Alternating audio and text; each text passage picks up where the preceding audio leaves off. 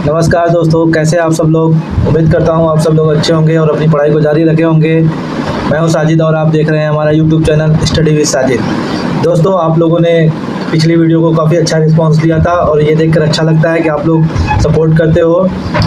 दोस्तों, आज मैं आप लोगों को चौथा प्रैक्टिस सेट करा रहा हूँ। अब आपके एग्ज़ाम में 2 से 3 दिन का समय बचा हुआ है दोस्तों, तो बेहतर यही होगा आप लोगों के लिए कि आप लोग जितना ज़्यादा से ज़्यादा रिवाइज़ करेंगे अंतिम समय में, उतना ही आप लोगों को फ़ायदा मिलेगा। तो आज के प्रैक्टिस सेट में जितने भी संभावित क्वेश्चन बन सकते हैं वो सब कराऊंगा मैं दोस्तों। और एग्ज़ाम से पहले अभी तक मैंने जितने भी प्रैक्टिस सेट कराए हैं और जो भी वीडियो बनाए हैं वो सभी आप लोग देख लीजिएगा दोस्तों, क्योंकि सब आपको काम आने वाला है। कुछ भी ऐसा नहीं है जो आउट ऑफ सिलेबस हो, बाकी आप लोगों की मर्जी।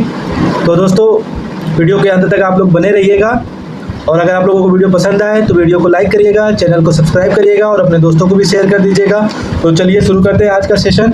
देखते हैं कैसे क्वेश्चन आए हैं। हमारा पहला क्वेश्चन है दोस्तों कि प्रकाश की तरंगदैर्घ्य को मापने की इकाई क्या होती है। 4 ऑप्शन दिए हुए हैं, कैंडेला, एंगस्ट्रॉम, डाइन और फैराडे। तो इन चारों ऑप्शन में से जो सही ऑप्शन है वो कौन सा ऑप्शन है दोस्तों? तो हमारा पहला ऑप्शन कौन सा सही हो रहा है दोस्तों? हमारा ऑप्शन सही हो रहा है, प्रकाश की जो तरंगदैर्घ्य होती है उसकी मापने की इकाई जो होती है उसको एंगस्ट्रॉम के नाम से हम लोग जानते हैं। तो हमारा ऑप्शन कौन सा सही हो रहा है? बी ऑप्शन सही हो रहा है। जब हम तरंगदैर्घ्य की बात करते हैं तो इसको एंगस्ट्रॉम में मापा जाता है और जब इसको गणना करते हैं तो एक एंगस्ट्रॉम की बात करते हैं। यहाँ से सवाल बनता है कि एक एंगस्ट्रॉम जो होता है ये कितने के बराबर होता है। तो ये होता है 10⁻⁻10 मीटर जो होता है, ये 10⁻10 मीटर जो होता है वो एक एंगस्ट्रॉम के बराबर होता है। तो इसको भी आप लोग याद रखिएगा दोस्तों, ये सीधे सीधे ऐसे ही पूछ देता है कि एक एंगस्ट्रॉम बराबर कितना होता है, तो 10⁻10 होता है। नेक्स्ट क्वेश्चन है दोस्तों, प्लास्टर ऑफ पेरिस का रासायनिक नाम क्या होता है। कैल्शियम हाइड्रोजन हेमीहाइड्रेट, बी है कैल्शियम सल्फेट सेमीहाइड्रेट, सी है कैल्शियम हाइड्रोजन सेमीहाइड्रेट और डी है कैल्शियम सल्फेट हेमीहाइड्रेट। तो इन चारों में से हमारा कौन सा ऑप्शन सही हो रहा है दोस्तों? तो हमारा ऑप्शन सही होगा इसमें से डी ऑप्शन सही होगा। तो प्लास्टर ऑफ पेरिस का रासायनिक नाम क्या होता है? कैल्शियम सल्फेट हेमीहाइड्रेट होता है और इसका फार्मूला होता है दोस्तों CaSO4 इंटू ½ H2O। ये इसका रासायनिक सूत्र होता है दोस्तों। और सीधे सीधे ये भी सवाल बनता है कि CaSO4 ½ H2O जो होता है ये किसका मतलब रासायनिक सूत्र है, या फिर ये पूछ सकता है आपसे कि प्लास्टर ऑफ पेरिस का रासायनिक नाम क्या होता है। ठीक है दोस्तों, तो इसको भी आप लोग याद रखिएगा। नेक्स्ट क्वेश्चन देखते हैं, किस अंगक को कोशिका का डाकघर कहा जाता है।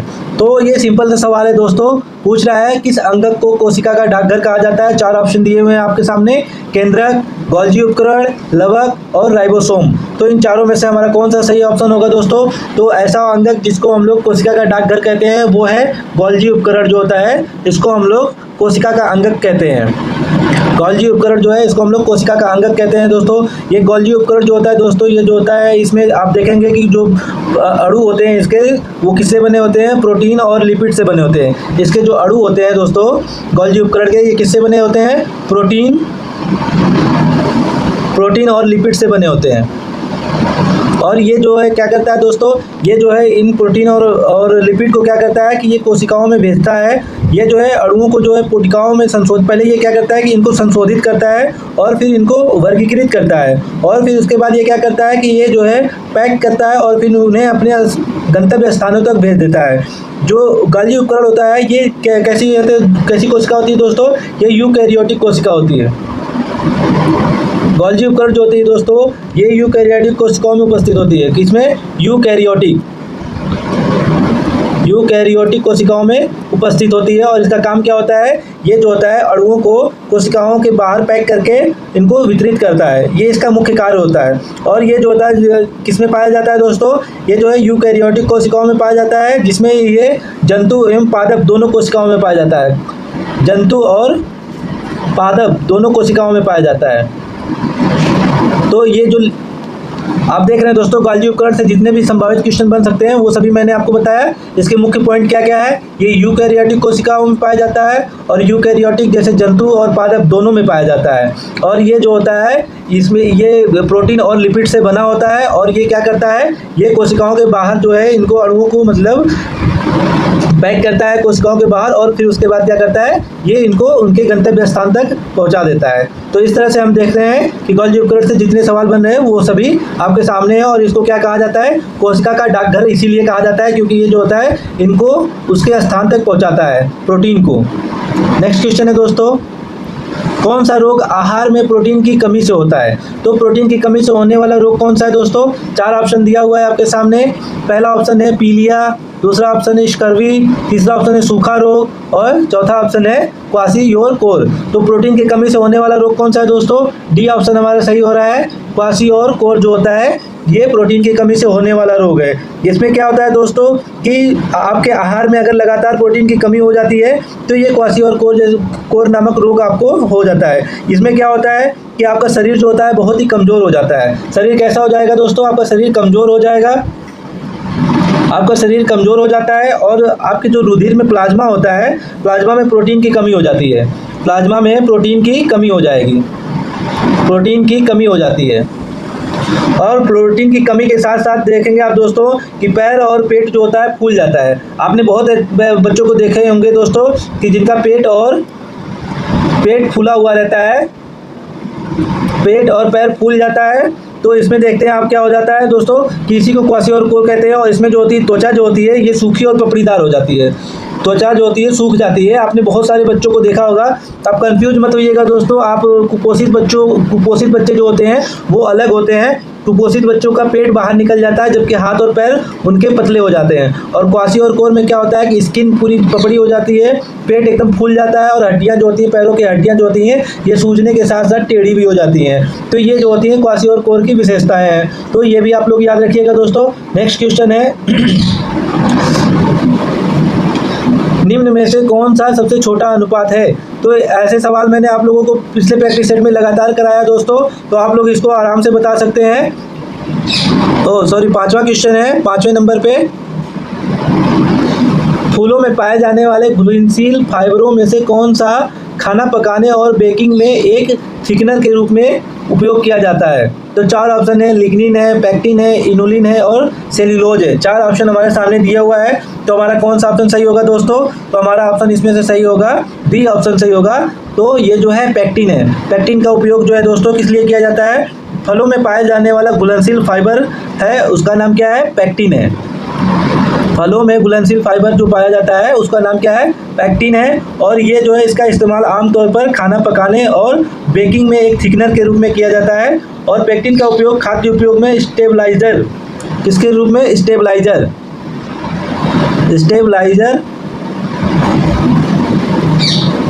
और इमल्सिफायर के रूप में भी किया जाता है। इमल्सिफायर, इसका उपयोग किस रूप में किया जाता है दोस्तों? स्टेबलाइजर और इमल्सिफायर के रूप में किया जाता है। किसमें? खाद्य उद्योग में इसका उपयोग किया जाता है। और ये जो है दोस्तों इसका इस्तेमाल आमतौर पे खाना पकाने के रूप में भी किया जाता है और बेकिंग में एक थिकनर के रूप में भी इसका इस्तेमाल किया जाता है। नेक्स्ट क्वेश्चन है दोस्तों कि 6ठे नंबर का सवाल है, निम्न में से कौन सा सबसे छोटा अनुपात है? तो इसमें से सबसे छोटा अनुपात निकालना है दोस्तों। तो आप क्या करेंगे, इसमें से अंश वाले में हर का भाग दे देंगे। तो जो सबसे कम पॉइंट पे आएगा दोस्तों वही आपका सबसे छोटा अनुपात होगा। तो इसको जब सॉल्व करेंगे दोस्तों तो हमारा ऑप्शन कौन सा सही बनेगा दोस्तों? तो इस तरह से आप जब इसको सॉल्व करेंगे तो 13/18 जो होगा ये सबसे छोटा अनुपात होगा। ठीक है दोस्तों, आगे बढ़ते हैं।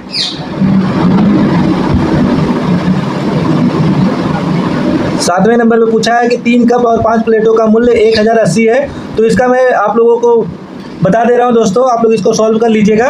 कह रहा है कि अगर 3 कप और 5 प्लेटें हैं तो कप को x मान लीजिए और प्लेट को y मान लीजिए। तो इसको जब हल करेंगे तो 3x प्लस 5 प्लेट बोला है तो 5y इक्वल टू कितना इनका दाम है? 1080 रुपये हो रहे हैं, 1080 रुपये हो रहे हैं। फिर उसके बाद कह रहा है 2 कप और 4 प्लेटों का मूल्य आपको दिया है तो 2x प्लस, आपको हाई स्कूल में ऐसे सवाल बहुत मिले होंगे दोस्तों और इसी पैटर्न पे इसको सॉल्व किया जाता है, आप लोगों ने किया होगा। तो 4 प्लेटों के बारे में बोल रहा है, 4 प्लेटें यानी 4y इक्वल टू कितना है? 840 रुपये है। अब इनका समीकरण आपको बराबर करना है दोस्तों, तो किसी भी एक समीकरण को पहले बराबर कर लीजिए। तो अगर आप इसको जब हल करेंगे तो 4 का मतलब इसमें मल्टीप्लाई कर देंगे ऊपर वाले में और 5 का नीचे वाले में मल्टीप्लाई कर देंगे। तो इस तरह से जो समीकरण बनेगा दोस्तों उसको आप लोग सॉल्व कर लीजिएगा, आपका सवाल सही हो जाएगा। जो जैसे जैसे कह रहा है उसको इसी पैटर्न पे आपको सॉल्व करना है। दोस्तों अगर आप लोगों को वीडियो पसंद आ रही है तो वीडियो को लाइक करिएगा दोस्तों, चैनल को भी सब्सक्राइब करिएगा दोस्तों। आप ही लोगों के लिए इतनी सारी मेहनत की जा रही है दोस्तों, तो उम्मीद करता हूँ कि आप लोग मेरा भी सपोर्ट करेंगे दोस्तों। आप लोगों के सपोर्ट के भरोसे मैं भी हूँ दोस्तों। आप लोगों ने बहुत लोगों का सपोर्ट किया है, तो उम्मीद करता हूँ कि आप लोग मेरा भी सपोर्ट करेंगे दोस्तों। और आप लोगों के लिए जितनी संभावित क्वेश्चन बन सकते हैं वो सभी मैं आप लोगों को कराऊंगा। और पीटी से पहले मैंने दोस्तों आप लोगों से कहा था कि आप लोगों को जितने भी अच्छे क्वेश्चन बन सकते हैं वो सभी कराऊंगा और पूरी व्याख्या दूंगा मैं आप लोगों को। और इस पीडीएफ में दोस्तों जो मैथ और डीआई के सवाल छूट रहे हैं वो भी आप लोग कर लीजिएगा। पीडीएफ आपको डिस्क्रिप्शन में मिल जाएगा दोस्तों, वहाँ से पीडीएफ डाउनलोड करके आप लोग डीआई को अच्छे से करिएगा दोस्तों, इससे बाहर नहीं जाएगा, मैं इस बात की गारंटी दे रहा हूँ दोस्तों। नेक्स्ट क्वेश्चन है दोस्तों, मैथ और डीआई आप लोग कर लीजिएगा दोस्तों। आगे बढ़ते हैं।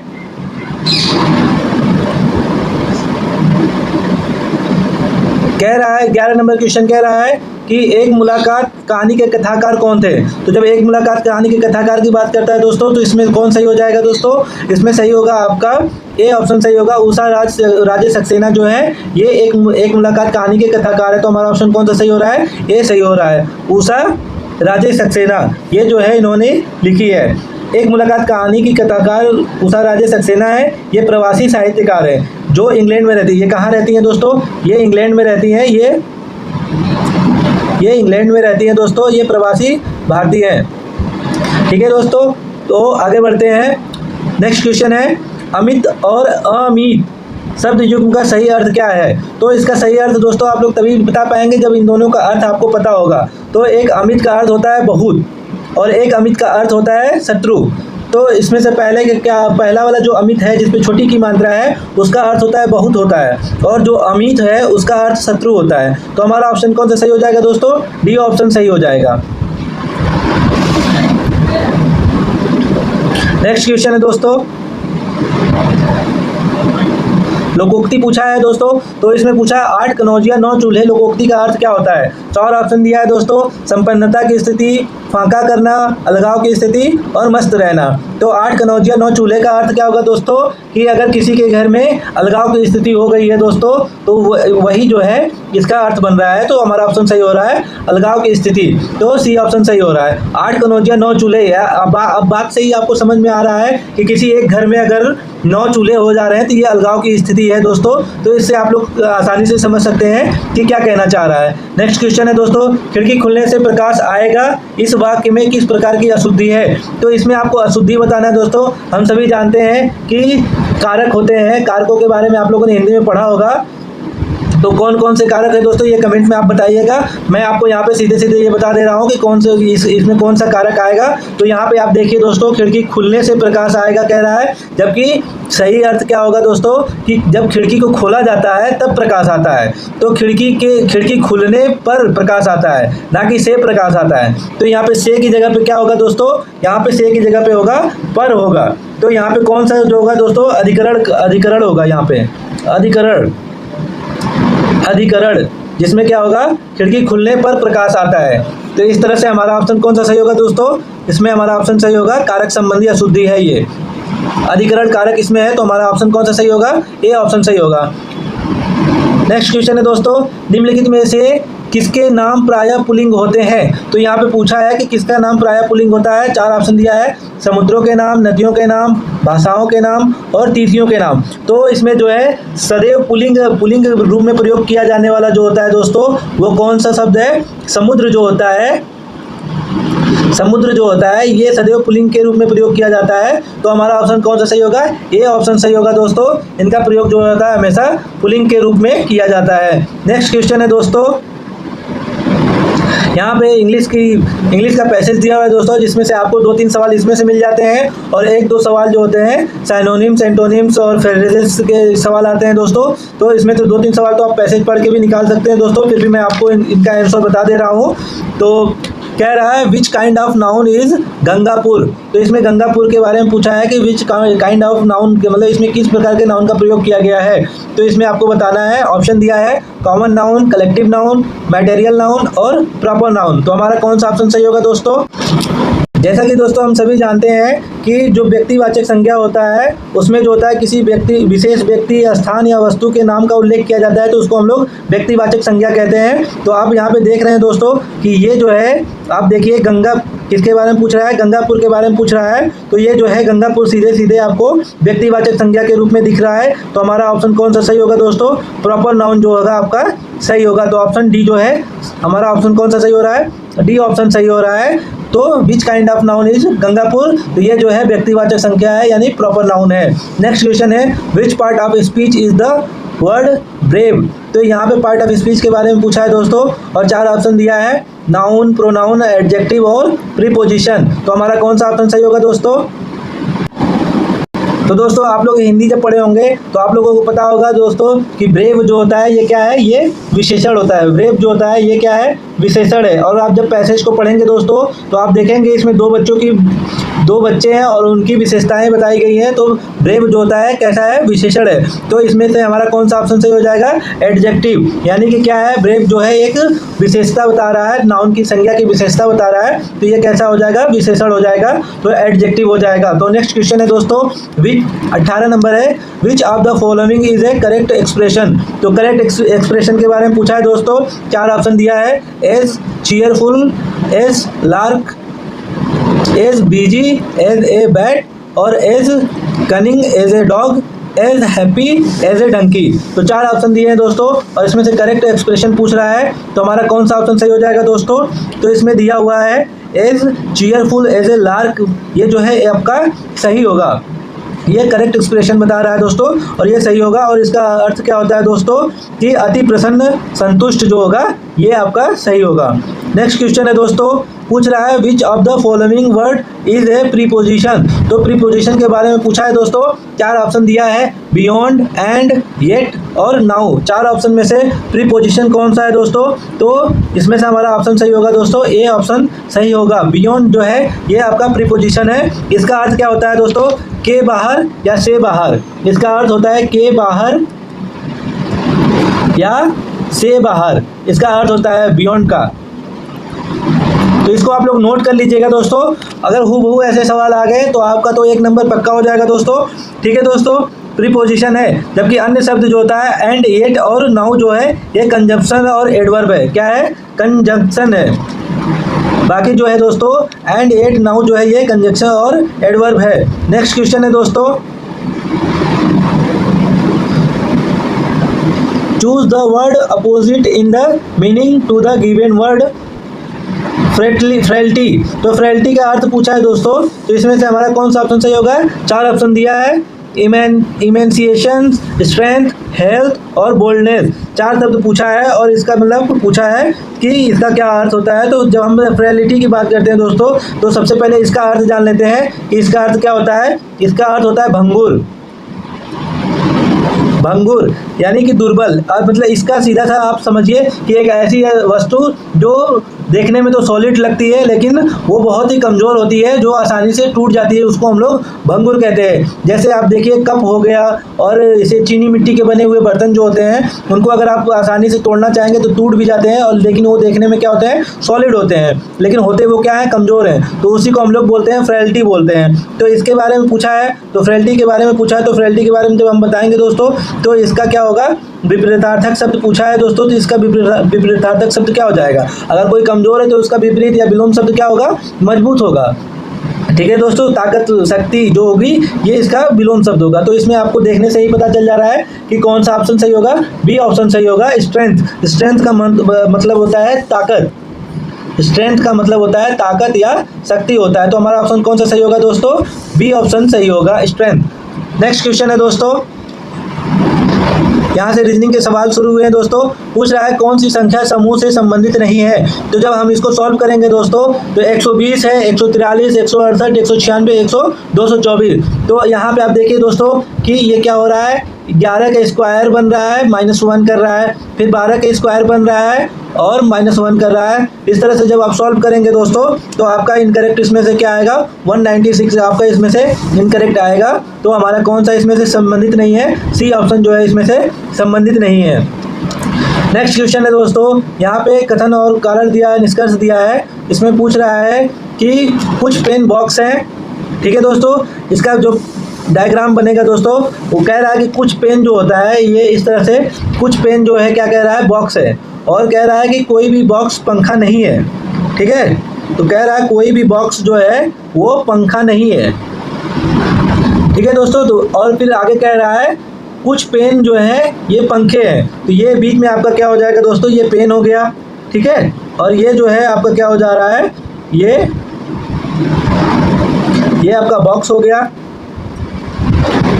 और अब आगे कह रहा है कुछ पेन पंखे नहीं है, तो कुछ पेन की बात कर रहा है जो पंखे नहीं है, तो ये आपका पंखा हो गया, ठीक है दोस्तों। इस तरह से आपका डायग्राम बन गया। तो कह रहा है निष्कर्ष क्या कह रहा है कि कोई भी पेन जो है पंखा नहीं है, कह रहा है कोई भी पेन जो है पंखा नहीं है। तो ये गलत हो जाएगा दोस्तों, क्योंकि कुछ पेन जो है ये पंखा है, ठीक है। अगला कह रहा है कोई भी बॉक्स जो है पेन नहीं है, कोई भी बॉक्स जो है पेन नहीं है। तो ये भी आपका गलत हो जाएगा दोस्तों, क्योंकि कुछ बॉक्स जो है आपका इसमें देखिए पेन वाले सेक्शन में आ रहा है, तो कुछ बॉक्स जो है ये पेन है। तो पहला और दूसरा निष्कर्ष तो गलत हो गया। और तीसरा कह रहा है कुछ पंखे जो है पेन है। तो आप ये देखिए कि कुछ पंखे जो है, ये वाला देखिए, कुछ पंखे जो है ये कुछ पंखे जो है पेन है। तो तीसरा ऑप्शन सही हो जा रहा है। और चौथा कह रहा है कुछ बॉक्स जो है पेन है। तो आप ये देखिए कि कुछ बॉक्स जो है ये भी पेन है। तो निष्कर्ष 3 और 4 हमारा सही हो रहा है। तो देखिए किसमें है 3 और 4, तो ए ऑप्शन हमारा सही हो जाएगा, जिसमें कह रहा है निष्कर्ष 3 और 4 अनुसरण करते हैं। तो हमारा सही ऑप्शन कौन होगा, ए ऑप्शन सही हो जाएगा। नेक्स्ट क्वेश्चन है दोस्तों, इसको आप लोग सॉल्व कर लीजिएगा दोस्तों, बहुत आसान होता है। इसमें क्या होता है कि आपको जो प्लस दिया है, प्लस का अर्थ घटाना बताया है, इस तरह से इसको आप एक्सचेंज कर लेंगे और उसको सॉल्व करेंगे तो आपका आ जाएगा। नेक्स्ट क्वेश्चन है, यदि 3 दिन पहले शुक्रवार था तो आज से 150 दिन पहले सप्ताह का कौन सा दिन था। तो कह रहा है 3 दिन पहले शुक्रवार था, तो आज का दिन कौन सा होगा दोस्तों। तो आज का दिन क्या होगा, 3 दिन पहले की अगर हम बात करेंगे शुक्रवार, तो आज का दिन क्या होगा, सबसे पहले हमें आज का दिन निकालना होगा। तो आज का दिन क्या होगा, आज का दिन मंडे हो जाएगा, ठीक है दोस्तों। आज का दिन क्या हो जाएगा, मंडे हो जा रहा है। तो कह रहा है कि आज से 150 दिन पहले सप्ताह का कौन सा दिन था। तो हमको 150 दिन पहले का दिन निकालना है। तो हम सभी जानते हैं कि सप्ताह में 7 दिन होते हैं और 150 दिन की बात कर रहा है, तो हमको इस 150 दिन में से विषम दिन को निकालना है, ठीक है दोस्तों। क्या विषम दिन को निकालना है, और उसके लिए क्या करना पड़ता है दोस्तों कि जो 150 दिन दिया हुआ है उसको हम लोग हफ्ते से डिवाइड कर देते हैं। तो जब इसको हफ्ते से डिवाइड करेंगे तो 7 दूनी 14 हो गया, और एक यहाँ पे आएगा तो हासिल होगा 10 हो जाएगा। तो 7 × 7, तो कितना बचा दोस्तों, तो इसमें से बच रहा है आपका 3 दिन बच रहा है, ठीक है दोस्तों। तो ये 3 दिन जो शेष बच रहे हैं उसको हम लोग आज के दिन से घटा देंगे। तो जब हम उसको आज के दिन से घटाएंगे दोस्तों, तो कौन सा दिन मिलेगा हमको, तो जब आज के दिन से हम उसको घटाएंगे तो हमारे पास पुनः वो वापस कौन सा दिन आ जाएगा दोस्तों, शुक्रवार ही आएगा, ठीक है दोस्तों। तो शुक्रवार ही आएगा, मंडे में से 3 दिन घटा देंगे तो हमारा कौन सा दिन आ जाएगा, शुक्रवार आ जाएगा। तो हमारा ऑप्शन कौन सा बच रहा है, डी ऑप्शन बच रहा है। तो कौन सा है, डी ऑप्शन सही हो रहा है। नेक्स्ट क्वेश्चन है दोस्तों, यहाँ पे ब्लड रिलेशन पूछा है दोस्तों, इसको आप लोग सॉल्व कर लीजिएगा क्योंकि इसको समझाने में टाइम चला जाएगा, ठीक है दोस्तों। तो हम आपको इसका ऑप्शन बता दे रहे हैं कौन सा ऑप्शन सही होगा इसमें। तो इसमें कह रहा है कि कौन सा ऑप्शन सही है, डी जो होगा एल के पिता की माँ है। तो हमारा ऑप्शन कौन सा सही होगा दोस्तों, माँ ऑप्शन सही होगा। तो सी ऑप्शन जो है हमारा सही होगा, माँ, नहीं सॉरी, इसमें क्या होगा, ए ऑप्शन सही होगा दोस्तों।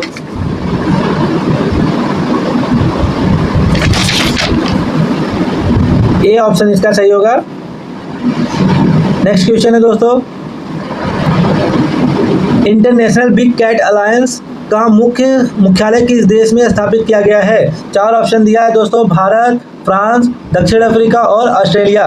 तो इसमें से बताना है दोस्तों कि जो बिग कैट अलायंस है दोस्तों, इसका मुख्यालय कहाँ पे स्थापित किया गया है। तो इसका मुख्यालय जो है दोस्तों भारत में स्थापित किया गया है। अभी आप देखेंगे दोस्तों इंटरनेशनल बिग कैट अलायंस के बारे में काफ़ी चर्चा में रहा है ये। और इसमें क्या है दोस्तों कि जो वो ऐसे जानवर जो बिल्ली प्रजाति के हैं उनको जो है इसमें शामिल किया गया है। और वो कितने हैं दोस्तों, 7 जानवर हैं जिनको इसमें शामिल किया गया है। तो आप देखिए, सबसे पहले इसकी मुख्य बातों को हम बात करते हैं। तो 17 अप्रैल 2025 को भारत सरकार और इंटरनेशनल बिग कैट अलायंस के मध्य जो है नई दिल्ली में समझौता हुआ था। कहाँ पे हुआ था दोस्तों, नई दिल्ली में, नई दिल्ली में समझौता हुआ था। भारत में इसका मुख्यालय कहाँ है दोस्तों? नई दिल्ली में है। ठीक है, इसको आप लोग याद रखिएगा। और इस समझौते के तहत क्या है, IBCA का मुख्यालय और सचिवालय भारत में स्थापित किया गया है, यानी भारत में कहाँ? नई दिल्ली में स्थापित किया गया है। और इसमें जो है 7 जानवर मुख्य रूप से शामिल किए गए हैं, जिसमें से आपका चीता हो गया, बाघ हो गया, और इसमें जो है दोस्तों कौन कौन से जानवर शामिल हैं? बाघ हो गया, शेर हो गया, बाघ, शेर, मैं बताता चल रहा हूँ दोस्तों, आप लोग इसको नोट कर लीजिएगा। बाघ, शेर, हिम तेंदुआ, बाघ, शेर, हिम तेंदुआ, जगुआर, जगुआर और प्यूमा, चीता, ये सभी शामिल है दोस्तों। और इसकी एक इम्पोर्टेंट बात ये है दोस्तों कि जब आप देखेंगे प्रोजेक्ट टाइगर की बात करेंगे दोस्तों, तो प्रोजेक्ट टाइगर जो है, प्रोजेक्ट टाइगर की 50वीं वर्षगांठ पे इसको शुरू किया गया था दोस्तों। कब शुरू किया गया था? प्रोजेक्ट टाइगर की 50वीं वर्षगांठ में इसको शुरू किया गया था 2023 में। ये भी आप लोग ध्यान में रखिएगा दोस्तों। और इसका मुख्यालय पूछ रहा है दोस्तों, तो मुख्यालय कहाँ है? भारत के नई दिल्ली में है। नेक्स्ट क्वेश्चन है दोस्तों,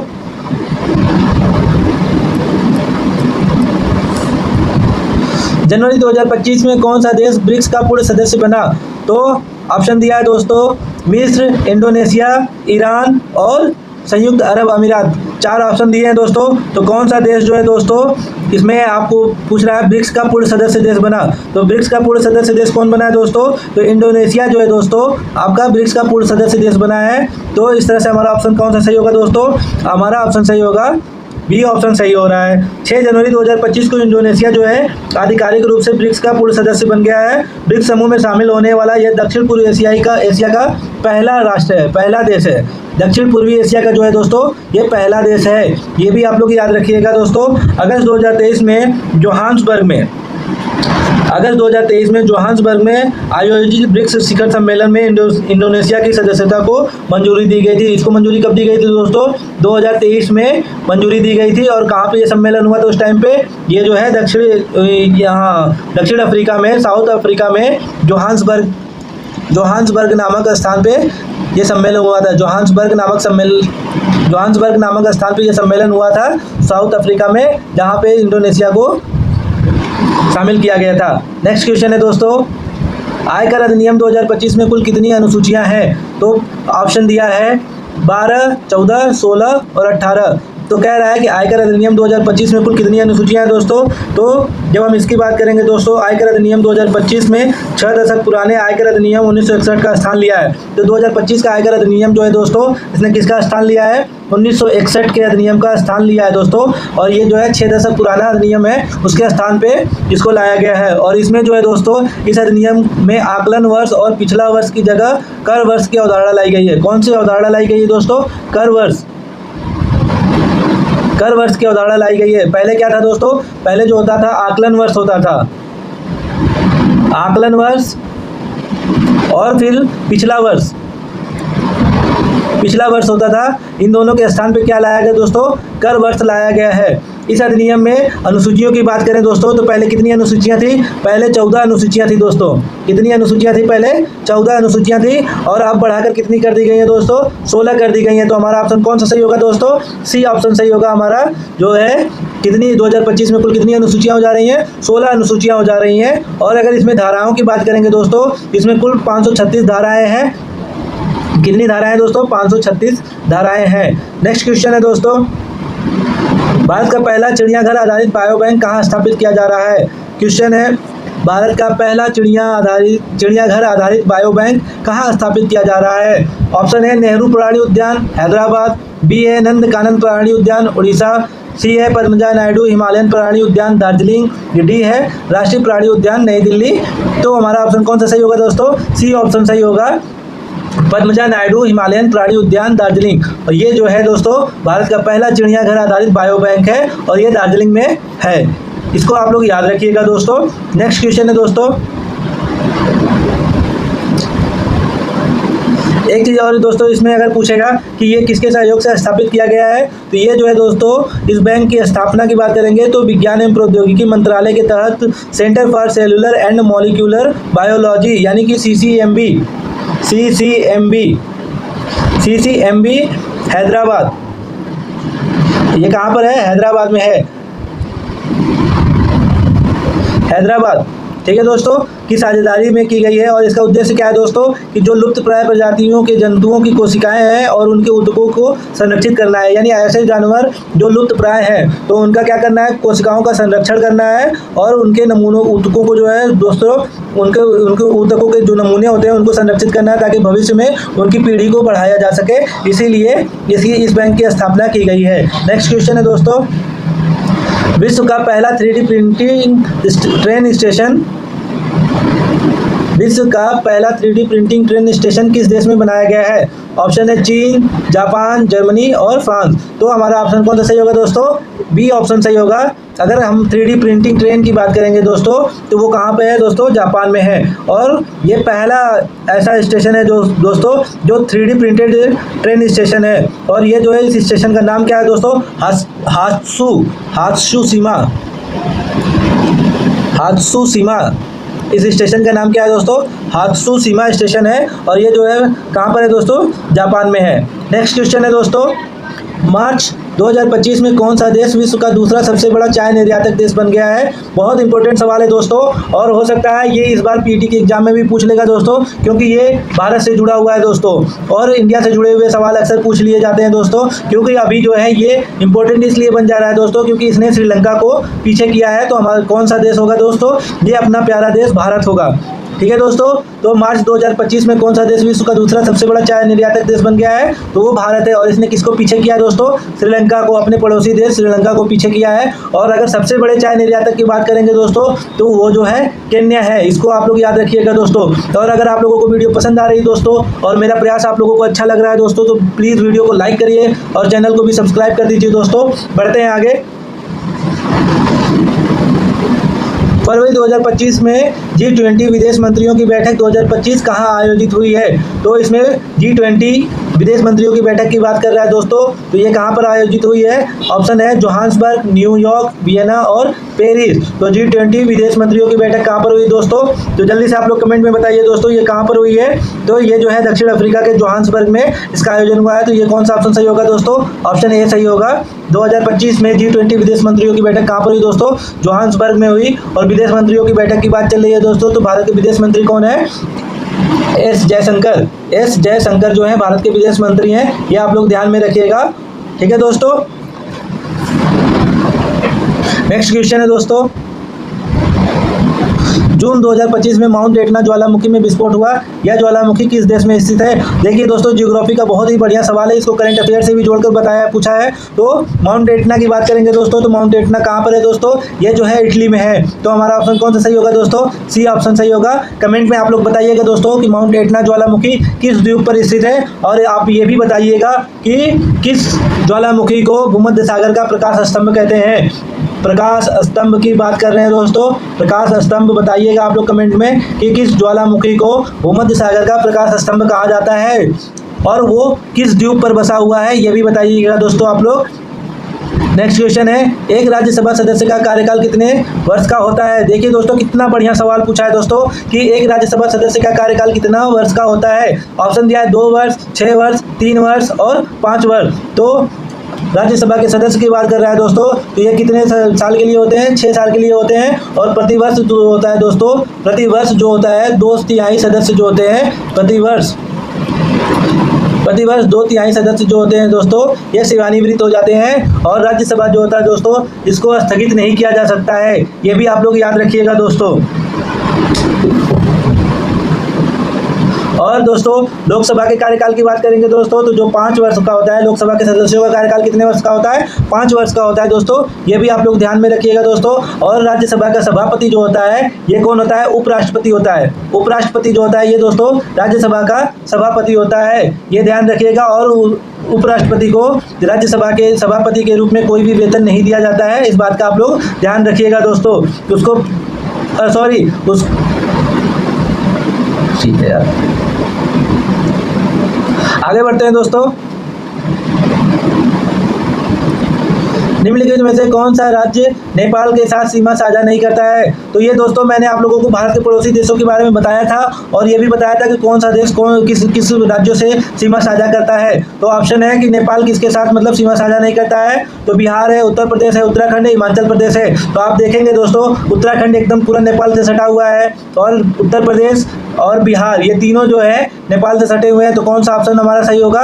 हिमाचल प्रदेश जो है ये नेपाल से सीमा साझा नहीं करता है। नेक्स्ट क्वेश्चन है दोस्तों, 2018 में गूगल ने मृणालिनी साराभाई का 100वां जन्मदिन मनाया। वह निम्नलिखित में से किस नृत्य शैली की प्रतिपादक थी? तो ऑप्शन है कुचिपुड़ी, भरतनाट्यम, कथकली, यक्षगान और ओडिसी और कथक। 4 ऑप्शन दिया है दोस्तों। तो पूछ रहा है कि जो मृणालिनी साराभाई थी, मृणालिनी साराभाई थी, उनका 100वां जन्मदिन 2018 में गूगल ने मनाया था, तो वे किस नृत्य से जुड़ी हुई हैं? तो इसके बारे में बताना है दोस्तों। तो ये जो होगा हमारा ऑप्शन कौन सा सही होगा दोस्तों? हमारा ऑप्शन सही होगा ए ऑप्शन सही होगा, बी ऑप्शन सही होगा दोस्तों कि ये किससे जुड़ी हुई थी? भरतनाट्यम और कथकली से जुड़ी हुई थी। और अगर इनकी बात करें दोस्तों तो इनको 1992 में जो है दोस्तों 1992 में इनको पद्म भूषण दिया गया था। भूषण पुरस्कार इनको कब दिया गया था दोस्तों? इनको 1992 में भूषण पुरस्कार दिया गया था और 1965 में इनको दोस्तों 1965 ईस्वी में पद्मश्री दिया गया था। इनको 1965 ईस्वी में पद्मश्री दिया गया था। नेक्स्ट क्वेश्चन है दोस्तों, माई कंट्री माई लाइफ किसकी आत्मकथा है? तो 4 ऑप्शन दिया हुआ है, अमित शाह, LK आडवाणी, जसवंत सिंह, राजनाथ। तो इन चारों में से कौन सा सही ऑप्शन होगा दोस्तों? माई कंट्री माई लाइफ जो है दोस्तों ये जो है LK आडवाणी की आत्मकथा है, लाल कृष्ण आडवाणी की आत्मकथा है। नेक्स्ट क्वेश्चन है दोस्तों, वन अनुसंधान संस्थान देहरादून की स्थापना इंपीरियल वन अनुसंधान के रूप में की गई थी। किस वर्ष इसे इंपीरियल वन अनुसंधान संस्थान के रूप में स्थापित किया गया था? ये बताना है दोस्तों। 4 ऑप्शन है, 1906, 1905, 1908 और 1907। तो इसमें से कौन सा ऑप्शन सही होगा दोस्तों? इसमें से हमारा ऑप्शन सही होगा ए ऑप्शन सही होगा दोस्तों। तो जो ये वन अनुसंधान संस्थान है इसके बारे में जब हम बात करेंगे दोस्तों तो इसमें हम देखते हैं कि भारतीय वन अनुसंधान संस्थान देहरादून में स्थित है। ये कहाँ पर स्थित है? भारतीय वन अनुसंधान संस्थान ये जो है आपका देहरादून में स्थित है। और इसकी स्थापना जो है कब हुई थी? 1878 ईस्वी में हुई थी दोस्तों। 1878 ईस्वी में इसकी स्थापना हुई थी और इसको 1906 ईस्वी में इसका नाम बदल के क्या कर दिया गया था? इंपीरियल वन अनुसंधान संस्थान कर दिया गया था। तो दोनों पॉइंट आप लोग याद रखिएगा दोस्तों। 3 पॉइंट बन रहे हैं। इसकी स्थापना कब हुई थी? 1878 ईस्वी में। और इसका नाम कब बदला गया था? 1906 ईस्वी में। और ये कहाँ पर स्थित है दोस्तों? देहरादून में स्थित है। नेक्स्ट क्वेश्चन है दोस्तों कि अंतर्राष्ट्रीय अहिंसा दिवस कब मनाया जाता है? जब हम अहिंसा की बात करेंगे दोस्तों तो हम सभी जानते हैं दोस्तों कि एक व्यक्ति हैं जिनको हम लोग अहिंसा के लिए जानते हैं, तो वो हैं बापूजी। और उनका जन्म कब हुआ था? 2 अक्टूबर 1969 ईस्वी को इनका जन्म 1869 ईस्वी में 2 अक्टूबर 1869 ईस्वी को गांधी जी का जन्म हुआ था। और उन्हीं की जन्म शती के समय पे ये अंतर्राष्ट्रीय अहिंसा दिवस मनाया जाता है। इस चीज़ को भी आप लोग याद रखिएगा दोस्तों। नेक्स्ट क्वेश्चन है दोस्तों,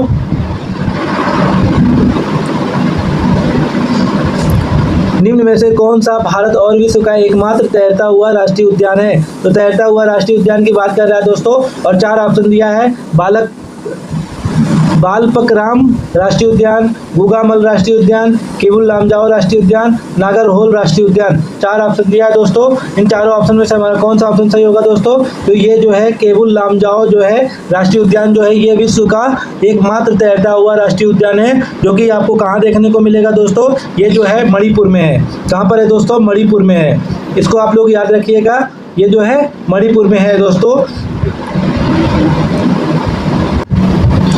तो केबुल लामजाओ कहाँ पे दोस्तों? मणिपुर में है। और बाकी 3 ऑप्शन जो दिए हैं दोस्तों इसमें से पूछ रहा है बालपकराम राष्ट्रीय उद्यान। तो बालपकराम राष्ट्रीय उद्यान जो है दोस्तों ये कहाँ पर है? ये आपका मेघालय में है।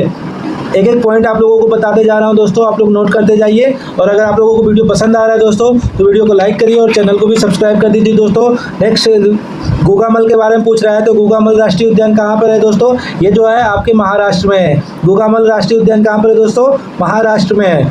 और आपका नागरहोल जो है दोस्तों ये कहाँ पर है? ये जो है आपका कर्नाटक में है। नागरहोल जो है दोस्तों ये आपका बहुत प्रसिद्ध स्थान है कर्नाटक।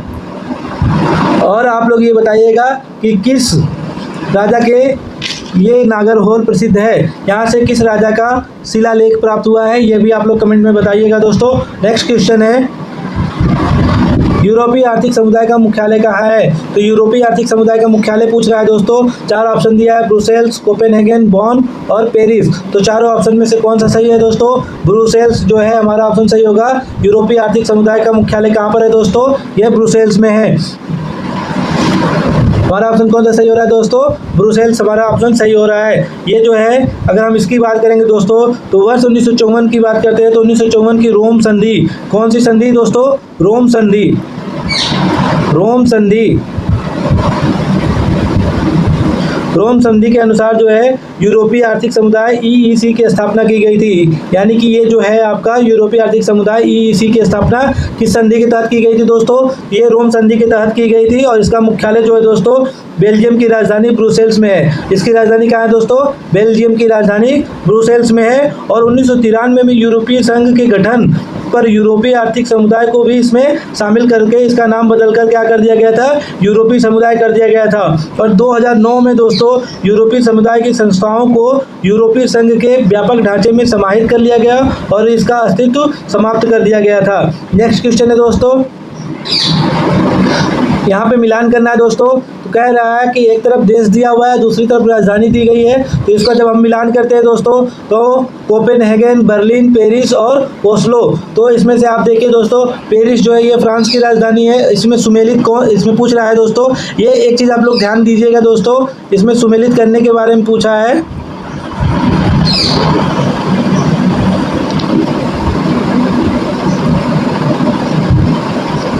इसमें पूछ रहा है दोस्तों कौन इसमें सुमेलित नहीं है? तो हम सभी जानते हैं दोस्तों, नॉर्वे की राजधानी कहाँ है? ओस्लो है। फ्रांस की राजधानी कहाँ है? पेरिस है। जर्मनी की राजधानी कहाँ है दोस्तों? बर्लिन है। तो पूछ रहा है डेनमार्क की राजधानी पूछ रहा है दोस्तों, तो डेनमार्क की राजधानी कहाँ पर है?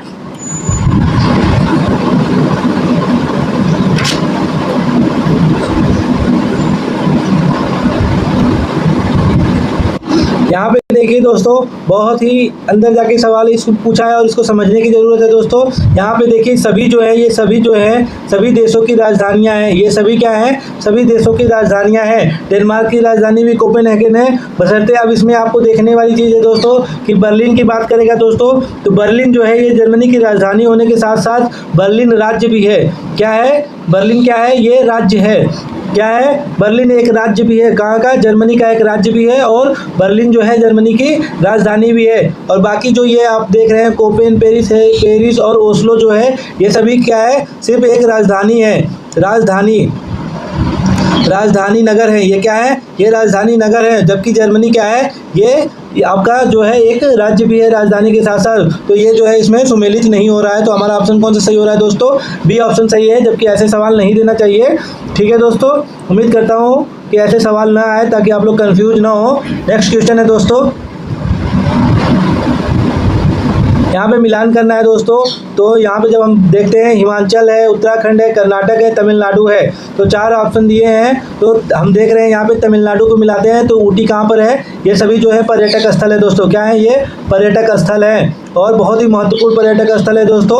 और घूमने के पर्पज़ से यहाँ पे आप जा सकते हैं। ऊटी जो है कहाँ पर है दोस्तों? ये तमिलनाडु में है। कर्नाटक में अगर हम बात करेंगे दोस्तों तो चिकमंगलुरु कहाँ पर है? कर्नाटक में है। तो डी का क्या है? डी का 2 और फिर सी का क्या है?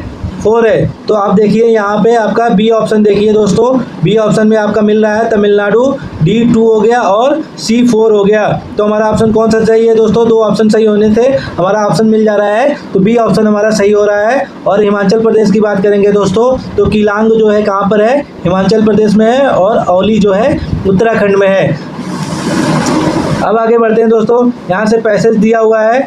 ठीक है दोस्तों, हिंदी के पैसेज दिए हुए हैं, आप इसको पढ़ के आसानी से सॉल्व कर सकते हैं। फिर पैसेज के बाद आप देखेंगे दोस्तों यहाँ से DI आ जा रहा है। DI को भी आप लोग कर लीजिएगा दोस्तों।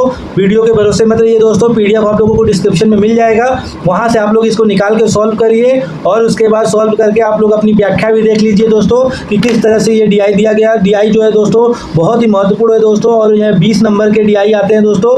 तो वीडियो को देखने के बाद आप प्लीज़ डिस्क्रिप्शन से इस PDF को डाउनलोड कर लीजिएगा और दोस्तों जितना हो सके दोस्तों DI को लगाने की कोशिश करिएगा। नेक्स्ट क्वेश्चन देखते हैं दोस्तों, आप लोग आ जाइए 75 नंबर क्वेश्चन पे। 76 नंबर पे आइए दोस्तों, 76 नंबर पे आ जाते हैं। देखते हैं दोस्तों, कह रहा है भारतीय राष्ट्रीय आंदोलन के दौरान निम्नलिखित में से कौन सी घटना सबसे पहले हुई थी। देखिए दोस्तों, बहुत ही बढ़िया सवाल है दोस्तों। तो इसमें दे रहा है 4 ऑप्शन दिया है, खेड़ा सत्याग्रह, दांडी यात्रा, खेड़ा सत्याग्रह, बंगाल विभाजन और साइमन कमीशन। तो जब हम इसकी बात करते हैं दोस्तों, तो हमें जब इसका क्रम आपको निर्धारित करना होगा दोस्तों, तो इसके लिए सबसे पहले ज़रूरी क्या होता है कि इनकी जो डेट है दोस्तों वो आपको याद रहनी चाहिए। तो हम बंगाल विभाजन की बात करते हैं दोस्तों, तो ये कब हुआ था? 1905 ईस्वी में हुआ था। बंगाल विभाजन कब हुआ था? 1905 ईस्वी में। और उस समय गवर्नर कौन था दोस्तों? करजन था। इसी बंगाल विभाजन के विरोध में दोस्तों स्वदेशी आंदोलन भी चलाया गया था। स्वदेशी आंदोलन जो है किसके दौरान चलाया गया था? बंगाल विभाजन के दौरान चलाया गया था और 1905 में चलाया गया था दोस्तों। और उसके बाद देखिए दांडी की बात करेंगे दोस्तों, तो दांडी जो है ये क्या है? 1930 में इसको शुरू किया गया था दोस्तों। 1930 में शुरू किया गया था और ये जो है दांडी मार्च जो है 24 दिनों तक चला था दोस्तों। 24 दिनों तक चला था। 12 मार्च से दोस्तों ये शुरू हुआ था। कब से शुरू हुआ था दोस्तों? 12 मार्च से शुरू हुआ था और ये जो है दोस्तों 6 अप्रैल तक चला था। 6 अप्रैल 1930 तक ये चला था दोस्तों। तो ये कब चला था? 1930 में चला था। खेड़ा सत्याग्रह की बात करते हैं दोस्तों, तो ये जो है आप देखेंगे चंपारण के बाद आपका खेड़ा सत्याग्रह हुआ था, जिसका नेतृत्व किसने किया था? गांधी जी ने किया था। और ये जो है 1918 ईस्वी में चला था दोस्तों। खेड़ा जो है गुजरात में है। उसके बाद देखिए दोस्तों साइमन कमीशन बचा है। तो साइमन कमीशन भारत कब आया था? 1928 ईस्वी में आया था दोस्तों। तो इस तरह से मैंने आप सभी लोगों को क्रम बता दिया दोस्तों। साइमन कमीशन के विरोध के दौरान ही लाला लाजपत राय पे लाठियां चार्ज की गई थी और उनकी मृत्यु हो गई थी। और साइमन कमीशन का विरोध किस लिए किया गया था दोस्तों? तो इसका विरोध जो है इसलिए किया गया था क्योंकि ये जो है 1919 को मॉन्टेग्यू चेम्सफोर्ड के जो अधिनियम लाया गया था उसमें करेक्शन करने के लिए और संविधान को आगे बढ़ाने के लिए लाया गया था दोस्तों। तो इसी का विरोध किया जा रहा था क्योंकि उसमें जो है इसमें जो है कोई भी भारतीय नहीं था, इसलिए साइमन कमीशन का विरोध किया जा रहा था दोस्तों।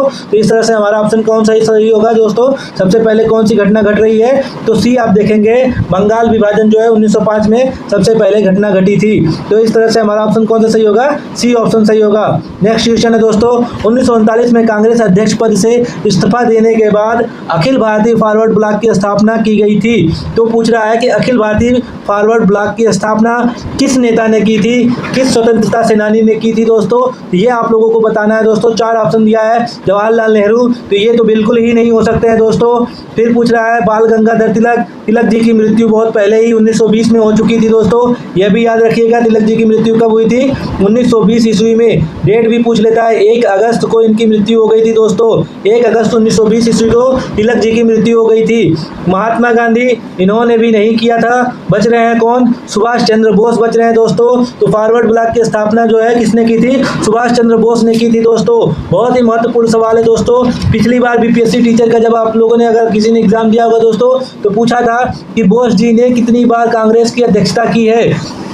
तो 2 बार उन्होंने अध्यक्षता की है। और वो क्या कौन सा सन है? 1938 है और 1939 है। 1939 और 1938 और 1939 ये पहला जो है इनका पूर्ण कार्यकाल तक इन्होंने सदस्यता की थी। और 1939 में जब इन्होंने कांग्रेस की अध्यक्षता की तो गांधी जी से इनका मतभेद होने की वजह से इन्होंने क्या किया कि इस पद से इस्तीफा दे दिया। और जब इन्होंने इस्तीफा दे दिया तो इनकी जगह पे किसको कांग्रेस का अध्यक्ष बनाया गया था दोस्तों? तो बोस जी के इस्तीफा के बाद जो है दोस्तों राजेंद्र प्रसाद को, किसको दोस्तों? राजेंद्र प्रसाद को जो है कांग्रेस का अध्यक्ष बनाया गया था। और इनका मतभेद किससे हुआ था दोस्तों? गांधी जी से मतभेद हुआ था। और ये जो है कौन सा अधिवेशन पूछता है कि 1939 का कौन सा अधिवेशन था दोस्तों? इसको किस नाम से जाना जाता है? तो जब हम इसकी बात करते हैं तो इसको हम लोग त्रिपुरी संकट के नाम से जानते हैं। त्रिपुरी संकट, ये जो है दोस्तों त्रिपुरी संकट या त्रिपुरी अधिवेशन के नाम से भी जाना जाता है। और कब हुआ था? 1939 ईस्वी में हुआ था दोस्तों। इसी में इन्होंने त्याग पत्र दे दिया था।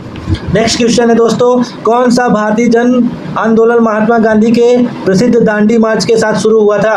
तो दांडी मार्च के साथ साथ कौन सा आंदोलन शुरू हुआ था दोस्तों? तो इसमें ऑप्शन दिया है खेड़ा आंदोलन, सविनय अवज्ञा आंदोलन, असहयोग आंदोलन और भारत छोड़ो आंदोलन। तो 4 आंदोलन दिया है दोस्तों। तो मैंने आप लोगों को दांडी मार्च के बारे में बताया था दोस्तों, अभी पिछले ही क्वेश्चन में मैंने आपको बताया। तो इस तरह से आप देखिए कि इसी के साथ साथ कौन सा आंदोलन शुरू हुआ था दोस्तों? तो खेड़ा आंदोलन बहुत पहले हो चुका था। और दांडी मार्च जो है आपका कब हुआ था, 1930 ईस्वी में हुआ था, और खेड़ा जो है 1918 ईस्वी में हुआ था। तो इसका इससे कोई लेना देना नहीं है। असहयोग आंदोलन, सविनय अवज्ञा आंदोलन, असहयोग आंदोलन जो है दोस्तों आप देखेंगे 1920 ईस्वी में शुरू हुआ था। 1920 ईस्वी में असहयोग आंदोलन शुरू हुआ था, तो इसका भी कोई लेना देना नहीं है। और भारत छोड़ो आंदोलन जो है दोस्तों आपका कब हुआ था, आपका भारत छोड़ो आंदोलन 1942 ईस्वी में हुआ था, तो इसका भी कोई लेना देना नहीं। तो बचा कौन दोस्तों, सविनय अवज्ञा आंदोलन जो है ये आपका बच रहा है। तो हमारा ऑप्शन कौन सा सही हो रहा है दोस्तों, बी ऑप्शन सही हो रहा है, सविनय अवज्ञा आंदोलन। नेक्स्ट क्वेश्चन है दोस्तों, महात्मा गांधी ने अखिल भारतीय हरिजन सेवक संघ की स्थापना कब की थी। तो हरिजन सेवक संघ की स्थापना पूछ रहा है दोस्तों, ऑप्शन दिया 1920, 1928, 1932 और 1936। तो इसमें हमारा कौन सा ऑप्शन सही होगा दोस्तों, 1932 ईस्वी सही होगा। क्योंकि जब दोस्तों गांधी जी ने सविनय अवज्ञा आंदोलन शुरू किया था, तो यह आंदोलन जो है दोस्तों असफल हो गया था। सविनय अवज्ञा आंदोलन असफल हो गया था। फिर उसके बाद गोलमेज सम्मेलन का आयोजन होता है, और फिर गोलमेज सम्मेलन के बाद आप देखेंगे गांधी जी और अंबेडकर जी में मतभेद हो जाता है, और आप देखेंगे पूना पैक्ट आता है कब, 1932 ईस्वी में पूना पैक्ट आता है। और फिर कुछ समय के लिए गांधी जी, पूना पैक्ट के बाद कुछ समय तक के लिए गांधी जी जो है सक्रिय राजनीति से संन्यास ले लेते हैं, और फिर उसके बाद जो है ये रचनात्मक कार्यों में लग जाते हैं और दलितों के उत्थान के लिए ये काम करने लगते हैं। और उसी समय जो है इन्होंने अखिल भारतीय हरिजन सेवक संघ की स्थापना की। तो हमारा ऑप्शन कौन सा सही हो रहा है दोस्तों, 1932 यानी सी सही हो रहा है। और 1933 इन्होंने में एक पत्रिका निकाला था जिसका नाम था हरिजन पत्रिका। हरिजन पत्रिका कब इन्होंने निकाला, 1933 ईस्वी में इन्होंने निकाला था। हरिजन पत्रिका जो है 1933 ईस्वी में निकाला था। और भारतीय हरिजन संघ का अध्यक्ष इन्होंने किसको बनाया था, घनश्याम दास बिरला को। किसको, घनश्याम दास बिरला, घनश्याम दास बिरला को इन्होंने इसका अध्यक्ष बनाया था। नेक्स्ट क्वेश्चन है दोस्तों, भारतीय राष्ट्रीय कांग्रेस के निम्नलिखित में से किस अधिवेशन में दादा भाई नौरोजी अध्यक्ष थे। तो दादा भाई नौरोजी के बारे में पूछ रहा है कि इन्होंने कब इसकी अध्यक्षता की थी। तो जब कांग्रेस की स्थापना हुई थी दोस्तों, तो जब कांग्रेस की स्थापना हुई थी दोस्तों, तो उस समय जो है व्योमेश चंद्र बनर्जी ने इसकी कांग्रेस की अध्यक्षता की थी। और उसके बाद जो है दोस्तों आप देखेंगे पहला अधिवेशन कहाँ हुआ था, बम्बई में हुआ था, और दूसरा अधिवेशन कोलकाता में हुआ था। और दूसरे अधिवेशन की अध्यक्षता जो है दादा भाई नौरोजी ने की थी और कोलकाता में की थी। तो 1985 में कांग्रेस की स्थापना होती है दोस्तों। 1885 ईस्वी में कांग्रेस की स्थापना होती है, और उसके अगले साल कोलकाता में दूसरे अधिवेशन होता है, और इसकी अध्यक्षता कौन है, दादा भाई नौरोजी ने की थी 1886 ईस्वी में। तो हमारा ऑप्शन कौन सा सही हो रहा है दोस्तों, ये ऑप्शन सही हो रहा है, 1886 ईस्वी में इन्होंने अध्यक्षता की थी। अगर इनकी अध्यक्षता की बात करेंगे दोस्तों, तो ये जो है तीन बार अध्यक्षता किए थे। पहला अधिवेशन कौन सा था, 1886 कोलकाता अधिवेशन था। और फिर उसके बाद जो है 1893 ईस्वी में लाहौर अधिवेशन की भी अध्यक्षता इन्होंने की थी। और फिर 1906 ईस्वी में कोलकाता में 1906 ईस्वी के कोलकाता अधिवेशन की भी अध्यक्षता जो है इन्होंने की थी। उन्होंने 1965 ईस्वी में लंदन में इंडियन सोसाइटी की बात करते हैं दोस्तों, तो इन्होंने 1865 ईस्वी में दोस्तों लंदन में इन्होंने इंडियन सोसाइटी की भी स्थापना की थी। किसकी दोस्तों, इंडियन सोसाइटी। ये भी याद रखिएगा दोस्तों। अगर आप लोगों को वीडियो पसंद आ रहा है दोस्तों, तो वीडियो को लाइक करिए, चैनल को भी सब्सक्राइब करिए दोस्तों। आप लोगों के लिए जितनी मेहनत हो सकती है दोस्तों मैं पूरी मेहनत कर रहा हूँ दोस्तों, ताकि आप लोगों का सिलेक्शन हो जाए और अच्छे परसेंटाइल से आप लोग पेट को करेक्ट करें, और अगले साल तक हो सके तो आप लोगों के घर में भी खुशियाँ आ जाए दोस्तों। नौकरी बहुत ज़रूरी हो गई दोस्तों। यही एक आप लोगों के पास विकल्प है कि जितना ज़्यादा से ज़्यादा पढ़ेंगे उतना ही अच्छा स्कोर कर पाएंगे दोस्तों। तो आगे बढ़ते हैं। नेक्स्ट क्वेश्चन है दोस्तों,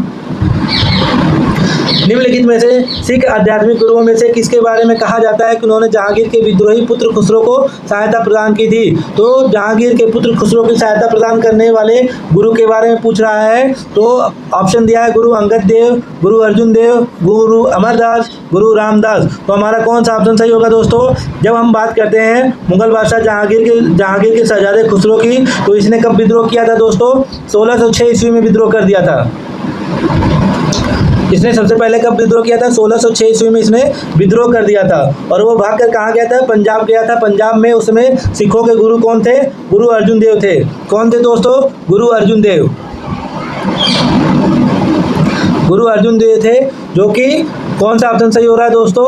हमारा बी ऑप्शन सही हो रहा है, गुरु अर्जुन देव। इन्होंने इसकी सहायता की थी और बाद में आप देखते हैं दोस्तों कि इन्होंने उसको आशीर्वाद भी दिया था और जहांगीर इस घटना से गुरु से अप्रसन्न हो गया था और गुरु पर 2.5 लाख का जुर्माना लगाया था दोस्तों। कितना? 2.5 लाख का जुर्माना लगाया था। 2.5 लाख यानी 2.5 लाख का जुर्माना किस पे लगा दिया था? जहांगीर ने गुरु अर्जुन देव पे 2.5 लाख का जुर्माना लगा दिया था और उनको बंदी भी बना लिया गया था और बाद में उन्हें मृत्युदंड दे दिया। गुरु अर्जुन देव को मृत्युदंड किसने दिया? जहांगीर ने दिया था। मृत्युदंड दे दिया था दोस्तों। तो इस तरह से जितने भी पॉइंट बन रहे हैं वो मैंने आप लोगों को नोट करा दिया दोस्तों। नेक्स्ट क्वेश्चन है, शेरशाह सूरी द्वारा जारी किया गया चांदी का सिक्का क्या कहलाता है? तो शेरशाह सूरी द्वारा जो चांदी का सिक्का जारी किया गया था दोस्तों, उसको किस नाम से जानते हैं? तो हम जानते हैं दोस्तों कि 4 ऑप्शन दिया है, दिनार, रुपया, टंका और मोहर। 4 ऑप्शन दिया है दोस्तों। तो शेरशाह ने जो चांदी का सिक्का जारी किया था दोस्तों, उसको रुपया के नाम से हम लोग जानते हैं। तो हमारा ऑप्शन कौन सा सही हो रहा है दोस्तों? बी ऑप्शन सही हो रहा है। तो अब शेरशाह के बारे में कुछ बातें जान लेते हैं, चांदी के सिक्के के बारे में, सिक्कों के बारे में। तो शेरशाह ने पुराने घिसे पिटे सिक्कों के स्थान पे 3 सिक्के लाया था दोस्तों। इसने क्या कौन कौन से सिक्के लाए थे? सोने, दूसरा चांदी और तीसरा जो है तांबे का। इसने कितने सिक्के चलाए थे दोस्तों? 3 सिक्के इसने चलाए थे, सोना, चांदी और तांबा। और चांदी और तांबे के सिक्के का प्रचलन ज़्यादा था दोस्तों। तो इसमें जब आप शुद्ध चांदी की बात करेंगे तो शुद्ध चांदी का सिक्का जो होता था कितने ग्राम का होता था दोस्तों? 178 ग्रेन का होता था। चांदी का सिक्का जो है दोस्तों कितना भारी होता था? 178 ग्रेन का होता था। और तांबा जो होता था दोस्तों, ये 380 ग्रेन का होता था। ये भी आप लोग याद रखिएगा दोस्तों, ये भी पूछ लेता है कितने ग्रेन का था? 380 ग्रेन का था। ठीक है दोस्तों। रुपया और दाम की विनिमय दर जो है 1:64 थी। रुपया और दाम की बात करेंगे दोस्तों तांबे की, तो कितना था? 1:64 था। इसका अनुपात है दोस्तों। कई बार अनुपात भी पूछा है दोस्तों, तो आप लोग इसको याद रखिएगा। नेक्स्ट क्वेश्चन है दोस्तों,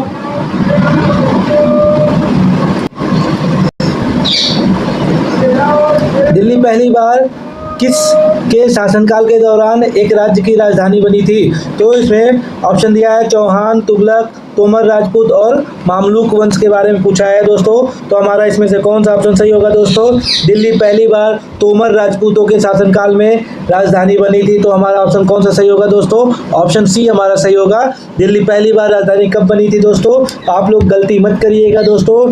दिल्ली सल्तनत से पहले भी तोमर राजपूत रहते थे और उन्होंने दिल्ली को अपनी पहली राजधानी बनाई थी। ये भी आप लोग याद रखिएगा दोस्तों।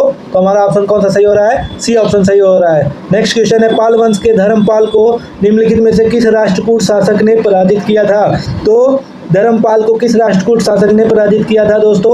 ऑप्शन दिया है अमोघवर्ष द्वितीय, गोविंद द्वितीय, कृष्ण प्रथम और ध्रुव प्रथम। तो हमारा ऑप्शन कौन सा सही होगा दोस्तों? हमारा ऑप्शन सही होगा, डी ऑप्शन सही होगा दोस्तों।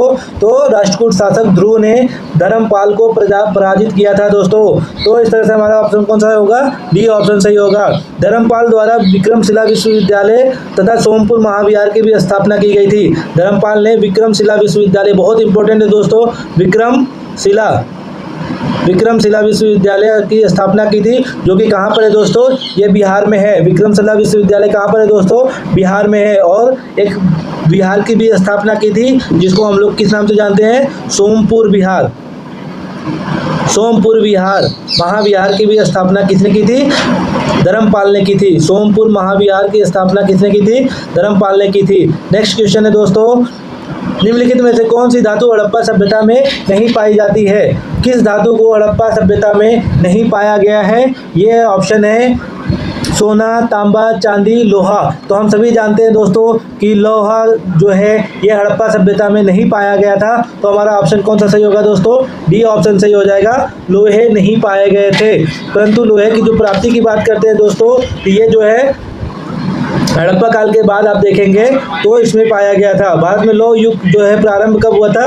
उत्तर वैदिक काल में हुआ था। लोहा की शुरुआत कब हुई थी दोस्तों? उत्तर वैदिक काल में दोस्तों लोहे के साक्ष्य मिलते हैं। कब से? उत्तर वैदिक काल में मिलते हैं। नेक्स्ट क्वेश्चन है दोस्तों, कौन सा महाद्वीप विश्व का आधे से अधिक टिन का उत्पादन करता है? तो टिन के उत्पादन में किस महाद्वीप का सबसे ज़्यादा योगदान है दोस्तों? तो ऑप्शन दिया है उत्तरी अफ्रीका, अफ्रीका, यूरोप और एशिया। तो टिन के उत्पादन में एशिया की बात करेंगे दोस्तों, तो महाद्वीप की बात करेंगे दोस्तों, तो एशिया जो है दोस्तों टिन के उत्पादन में सबसे अधिक उत्पादन करता है। और एशिया में जो है चीन जो है चीन जो है दोस्तों, चीन जो है टिन के उत्पादन में अग्रणी देश है।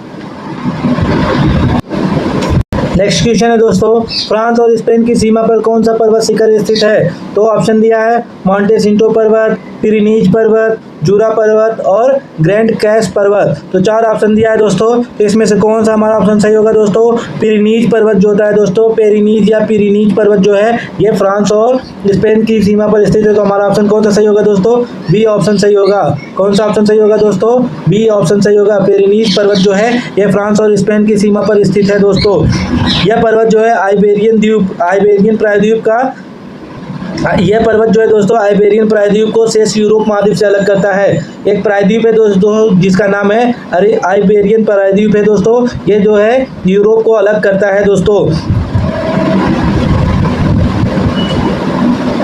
नेक्स्ट क्वेश्चन है दोस्तों, निम्नलिखित में से कौन सा कारक भारत की जलवायु को प्रभावित नहीं करता है? तो कौन सा कारक जलवायु को प्रभावित नहीं करता है दोस्तों? तो दिया है पवन, देशांतर, अक्षांश और ऊंचाई। तो जब जलवायु की बात करते हैं दोस्तों, तो देशांतर, अक्षांश और ऊंचाई ये तीनों जो है दोस्तों ये जलवायु को प्रभावित करते हैं। तो पवन जो होगा दोस्तों हमारा ऑप्शन सही होगा, ए ऑप्शन सही होगा। पवन यह जलवायु को प्रभावित नहीं करता है दोस्तों। नेक्स्ट क्वेश्चन है दोस्तों, भारत की जनगणना 2011 के अनुसार भारत में पुरुष साक्षरता दर कितनी थी? तो पुरुष साक्षरता की बात करेंगे दोस्तों, तो पुरुष साक्षरता जो है 80.09% है। भारत में पुरुषों की साक्षरता जो है दोस्तों कितनी है? 80.09% है। तो हमारा ऑप्शन कौन सा सही होगा दोस्तों? बी ऑप्शन सही होगा। अगर भारत में सिर्फ और सिर्फ साक्षरता की बात करेंगे दोस्तों, तो कुल साक्षरता कितनी है? कुल साक्षरता की बात करेंगे दोस्तों तो ये जो है 74% है दोस्तों।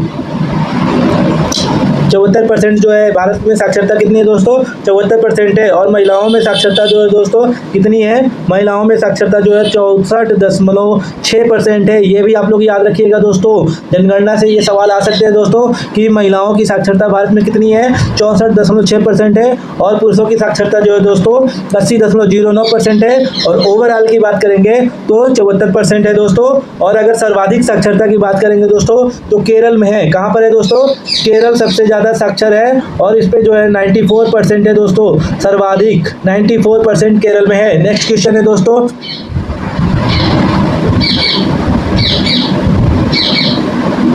भारत में लौह और इस्पात उद्योगों का सर्वाधिक संकेंद्रण किस क्षेत्र में है? लौह उत्पादन के सर्वाधिक संकेंद्रण की बात कर रहा है दोस्तों। ऑप्शन दिया है छत्तीसगढ़ का पठार, छोटा नागपुर का पठार, मालवा का पठार और दक्कन का पठार। तो हमारा ऑप्शन कौन सा सही होगा दोस्तों? अगर हम लौह उत्पादन की बात करते हैं, संकेंद्रण की बात करते हैं दोस्तों, तो भारत का जो झारखंड, पश्चिम बंगाल, उड़ीसा राज्य जो है इनमें खनिजों के सबसे महत्वपूर्ण भंडार पाए जाते हैं। और छोटा नागपुर का पठार जो है इसी क्षेत्र में अवस्थित है दोस्तों। तो इस तरह से हम देखेंगे कि जो झारखंड है, झारखंड, पश्चिम बंगाल, उड़ीसा वाला जो क्षेत्र है जो खनिजों के लिए संपन्न है वो कहाँ पर है दोस्तों? छोटा नागपुर के पठार क्षेत्र में। तो हमारा ऑप्शन कौन सा सही होगा दोस्तों? बी ऑप्शन सही हो जा रहा है। तो यहाँ पे जो है लोहे का सर्वाधिक संकेंद्रण पाया जाता है दोस्तों। तो इस तरह से हमारा ऑप्शन कौन सा सही है? बी ऑप्शन सही है। इस पठार में लौह और इस्पात उद्योगों का सर्वाधिक संकेंद्रण पाया जाता है। नेक्स्ट क्वेश्चन है दोस्तों, भारत की हरित क्रांति में किस प्रकार के बीजों ने एक अहम भूमिका निभाई थी? तो ऑप्शन है उच्च उपज वाली किस्म, निम्न पोषण वाली किस्म, उच्च पोषण वाली किस्म, निम्न उपज वाली किस्म। तो इसमें से कौन सा सही होगा दोस्तों? इसमें से अगर हम बात करेंगे किस किस्म की मतलब अहम भूमिका थी दोस्तों, तो उच्च उपज वाली किस्म जो है दोस्तों जिसकी सर्वाधिक भूमिका थी। तो हमारा ऑप्शन कौन सा सही होगा दोस्तों? ए ऑप्शन सही होगा। जब हम हरित क्रांति की बात करते हैं दोस्तों, तो हरित क्रांति की शुरुआत कब हुई थी? 1966-67 ईस्वी में दोस्तों इसकी शुरुआत हुई थी। और हरित क्रांति का जनक जो है दोस्तों स्वामीनाथन है, MS स्वामीनाथन। हरित क्रांति का जनक किसको माना जाता है दोस्तों? MS स्वामीनाथन को माना जाता है। ठीक है दोस्तों, ये भी आप लोग याद रखिएगा। नेक्स्ट क्वेश्चन है दोस्तों, निम्नलिखित में से कौन सा भारत में अनुसूचित सार्वजनिक क्षेत्र के बैंकों में से एक नहीं है? अनुसूचित सार्वजनिक क्षेत्र के बैंक के बारे में बात कर रहा है दोस्तों। अनुसूचित सार्वजनिक क्षेत्र के बैंक की बात कर रहा है, तो कह रहा है उसमें से कौन नहीं है। 4 ऑप्शन है, UCO bank, Indian overseas bank, बंधन बैंक और केनरा बैंक। 4 बैंक दिए हैं दोस्तों और उनके बारे में पूछ रहा है कि इनमें से कौन सा नहीं है। तो हमारा ऑप्शन कौन सा सही होगा दोस्तों? सी ऑप्शन सही होगा दोस्तों। ये हमारा जो है ये अनुसूचित सार्वजनिक क्षेत्र का बैंक नहीं है। जब हम अनुसूचित बैंकों की बात करते हैं दोस्तों, तो वे जो होते हैं ये ऐसे बैंक होते हैं जो भारतीय रिजर्व बैंक अधिनियम 1934 के अधिनियम के तहत की बात करते हैं। तो दूसरी अनुसूची में शामिल वे बैंक होते हैं। कौन सी अनुसूची में? सेकेंड अनुसूची में शामिल बैंक होते हैं। सेकेंड अनुसूची में शामिल बैंक होते हैं दोस्तों। तो ये जो है दूसरी अनुसूची में शामिल बैंक होते हैं दोस्तों। और किस अधिनियम के तहत? भारतीय रिजर्व बैंक अधिनियम 1934 के तहत दूसरी अनुसूची में शामिल बैंक जो होते हैं वे अनुसूचित सार्वजनिक क्षेत्र के बैंक होते हैं। तो इस तरह से हम देखते हैं दोस्तों, बंधन बैंक जो है ये सार्वजनिक क्षेत्र का बैंक है। कौन सा बैंक है? ये जो है सार्वजनिक क्षेत्र का बैंक है। बंधन बैंक जो है दोस्तों सार्वजनिक क्षेत्र का बैंक है। तो हमारा ऑप्शन कौन सा सही हो रहा है? बंधन bank. UCO bank, Indian overseas bank और केनरा बैंक जो है ये अनुसूचित क्षेत्र के बैंक है। नेक्स्ट क्वेश्चन है दोस्तों, औद्योगिक लाइसेंसिंग 4 उद्योगों के लिए अनिवार्य है। निम्नलिखित में से कौन सा उद्योग उन चारों उद्योगों में से एक नहीं है? तो ऑप्शन है हमारा दोस्तों कुटीर उद्योग, तंबाकू से बनी सिगार, औद्योगिक विस्फोट और सिगरेट। तो पूछ रहा है कि औद्योगिक लाइसेंसिंग 4 उद्योगों के लिए अनिवार्य है, तो इनमें से कौन सा एक नहीं है? उन चारों में से कौन सा एक नहीं है दोस्तों, इसके बारे में बताना है। तो हमारा ऑप्शन कौन सा सही होगा दोस्तों? हमारा ऑप्शन ए जो है सही होगा दोस्तों।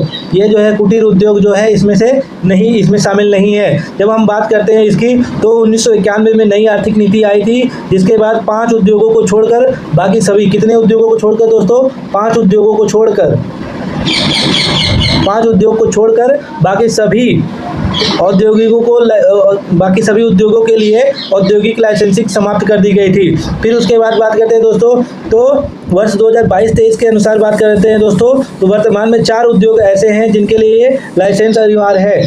अब वर्तमान में दोस्तों 4 उद्योगों के लिए लाइसेंस अनिवार्य है। 4 उद्योगों के लिए 1991 के अकॉर्डिंग कितने थे? 5 उद्योग थे जिनके लिए लाइसेंस अनिवार्य था। और इस समय कितने हैं दोस्तों?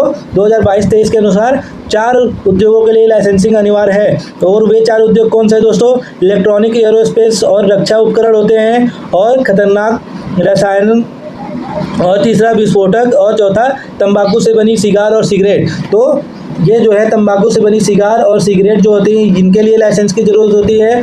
औद्योगिक विस्फोटक के लिए लाइसेंसिंग की ज़रूरत होती है। इलेक्ट्रॉनिक और एरोस्पेस रक्षा के लिए, रक्षा उपकरण जो होते हैं उनके लिए ये ज़रूरी होती है। तो इस तरह से हम देखते हैं दोस्तों, तो 4 उद्योगों के लिए ज़रूरी है, जबकि कुटीर उद्योगों के लिए लाइसेंसिंग अनिवार्य नहीं है।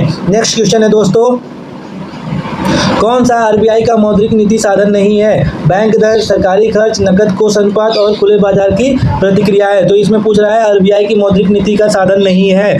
तो हम जब इसकी बात करते हैं दोस्तों, तो बैंक दर, नकद कोष अनुपात और खुले बाजार की क्रियाएं जो होती हैं ये भारतीय रिजर्व बैंक की मौद्रिक नीति के साधन है। जबकि सरकारी खर्च जो है ये भारतीय रिजर्व बैंक की मौद्रिक नीति का साधन नहीं है। तो हमारा ऑप्शन कौन सा सही होता है दोस्तों? बी ऑप्शन सही होता है। ये जो है मौद्रिक नीति का साधन नहीं है। जबकि बैंक दर, नकद कोष अनुपात और खुले बाजार की प्रतिक्रियाएं जो है दोस्तों, ये तीनों ऑप्शन जो है ये आरबीआई की मौद्रिक नीति के साधन होते हैं। तो हमारा ऑप्शन कौन सा सही होगा दोस्तों? बी ऑप्शन सही होगा। नेक्स्ट क्वेश्चन है दोस्तों, जीएसटी बिल में कितने टैक्स स्लैब होते हैं? तो हम सभी जानते हैं दोस्तों कि 4 स्लैब होते हैं दोस्तों। कितने थे? 4 स्लैब है, और कल ही का डिसीजन लिया गया है दोस्तों। अब 4 में से 2 को हटा दिया गया है। अब कितने हो जाएंगे दोस्तों? 2 टैक्स स्लैब हो जाएंगे। वर्तमान में दोस्तों 2 टैक्स स्लैब हो जाएंगे। 2025 में ही इसको करेक्शन कर दिया गया है दोस्तों। ठीक है दोस्तों, तो ये भी आप लोग याद रखिएगा। लेकिन अभी अगर सवाल में आता है तो आप इसको 4 ही मान के चलिएगा दोस्तों। ठीक है, नेक्स्ट क्वेश्चन है दोस्तों, द्वितीय प्रशासनिक सुधार आयोग की कौन सी रिपोर्ट पंचायती राज की सिफारिशों से संबंधित है। तो पंचायती राज की सिफारिशों से संबंधित कौन सी रिपोर्ट है उसके बारे में बात कर रहा है। ऑप्शन है तीसरी, पांचवी, छठी और चौथी। तो हमारा ऑप्शन कौन सा सही होगा दोस्तों? जब हम द्वितीय प्रशासनिक सुधार आयोग की बात करते हैं दोस्तों, तो छठी रिपोर्ट जो होती है कौन सी दोस्तों? छठी रिपोर्ट जो होगी दोस्तों ये किससे संबंधित है दोस्तों? पंचायती राज की सिफारिशों से संबंधित है। तो हमारा ऑप्शन कौन सा सही होगा दोस्तों? सी ऑप्शन सही होगा। नेक्स्ट क्वेश्चन है दोस्तों, अगर आप लोग यहाँ तक आ गए हो दोस्तों, वीडियो देख रहे हो दोस्तों, तो वीडियो को लाइक कर दो दोस्तों, और चैनल को भी सब्सक्राइब कर दो और अपने दोस्तों को भी शेयर कर दो दोस्तों। हमारा सवाल है दोस्तों, सर्वोच्च न्यायालय की सहायक शक्तियों के लिए प्रावधान निम्नलिखित में से कौन करता है? तो ऑप्शन है भारत की संसद, भारत का विधि आयोग, भारत के राष्ट्रपति और विधि और न्याय मंत्री। 4 ऑप्शन दिया है दोस्तों। तो हमारा ऑप्शन कौन सा सही होगा दोस्तों? तो हमारा ऑप्शन इसमें से सही होगा। जब हम बात करते हैं दोस्तों संविधान के अनुच्छेद 140 की, तो अनुच्छेद 140 के तहत जो होता है संसद जो होता है दोस्तों, ये उच्चतम न्यायालय को आवश्यक आनुषंगिक शक्तियां प्रदान करने के लिए सशक्त किया गया है। तो हमारा ऑप्शन कौन सा सही होगा दोस्तों? जो होगा भारत का संसद, ये ऑप्शन हमारा सही होगा। कह रहा है कि सर्वोच्च न्यायालय की सहायक शक्तियों के लिए प्रावधान निम्नलिखित में से कौन कर सकता है? तो संसद होती है दोस्तों, भारत की संसद जो है ये सर्वोच्च न्यायालय के लिए सहायक शक्तियों का प्रावधान कर सकता है। तो हमारा ऑप्शन कौन सा सही होगा दोस्तों? ये ऑप्शन सही होगा। 98 क्वेश्चन देखते हैं दोस्तों, भारतीय संविधान का अनुच्छेद 51A कब से लागू किया गया था दोस्तों? तो 51A की बात कर रहा है दोस्तों, जिसको हम लोग मूल कर्तव्य के नाम से भी जानते हैं। 51A में मूल कर्तव्य को शामिल किया गया दोस्तों, और ये पूछ रहा है कि कब इसको शामिल किया गया है। तो ये जो है दोस्तों 3 जनवरी 1977 को कब शामिल किया गया दोस्तों? 3 जनवरी 1977 ईस्वी को दोस्तों इसको भारतीय संविधान में शामिल किया गया था। तो हमारा ऑप्शन कौन सा सही होगा दोस्तों? डी ऑप्शन सही हो जाएगा हमारा। नेक्स्ट क्वेश्चन है दोस्तों, संविधान 86वां संशोधन अधिनियम 2002 द्वारा निम्नलिखित में से कौन सा अनुच्छेद भारतीय संविधान में शामिल किया गया था? तो 86वें संविधान संशोधन की बात कर रहा है दोस्तों, तो उसके तहत हम देखते हैं दोस्तों कि शिक्षा के अधिकार को मौलिक अधिकार में शामिल कर दिया गया था, और ये जो है ऑप्शन 21A में शामिल किया गया था दोस्तों। तो शिक्षा का अधिकार जो है अब क्या है दोस्तों? ये मौलिक अधिकार है। 1 अप्रैल 2002 से इसको लागू किया गया था। कब से दोस्तों? 1 अप्रैल 2010 से इसको लागू किया गया था दोस्तों। कब से? 1 अप्रैल 2010 से इसको लागू किया गया था।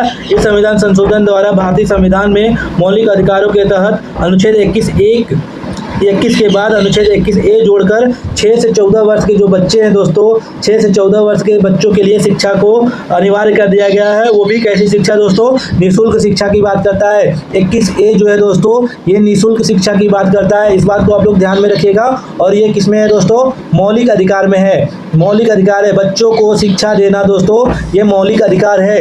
नेक्स्ट क्वेश्चन है दोस्तों, आखिरी सवाल है दोस्तों, अगर आप लोग वीडियो देख रहे हो दोस्तों तो प्लीज़ सब्सक्राइब कर दो दोस्तों। निम्नलिखित में से किस संवैधानिक संशोधन अधिनियम के द्वारा एक ही व्यक्ति को 2 या 2 से अधिक राज्यों का राज्यपाल नियुक्त किया जा सकता है?